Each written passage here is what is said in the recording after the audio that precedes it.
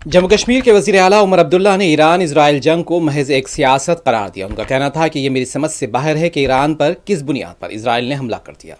उन्होंने ईरान के जौहरी हथियारों से मुतालिक अमरीकी इंटेलिजेंस इंचार्ज के बयान का हवाला दिया। उनका कहना था कि इस मामले में ज़रूर कुछ सियासत चल रही है, लेकिन हम उम्मीद करते हैं कि जंग का यह सिलसिला जल्द रुक जाएगा और बातचीत की बुनियाद पर कोई हल निकल आएगा।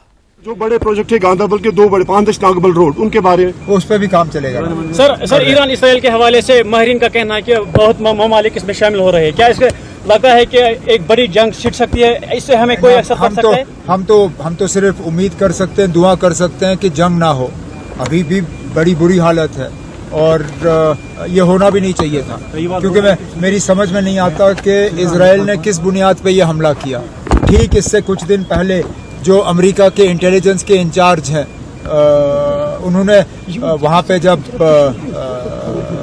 अपने सेनेट और कांग्रेस के सामने गवाही दी तो कहा ईरान को फिलहाल कोई गुंजाइश नहीं है न्यूक्लियर बम बनाने की। तो अगर अमेरिका को कुछ हफ्ते पहले लग रहा था कि बम बनाने की कोई गुंजाइश ही नहीं है, आज इजराइल की तरफ से हमला किस खुशी में?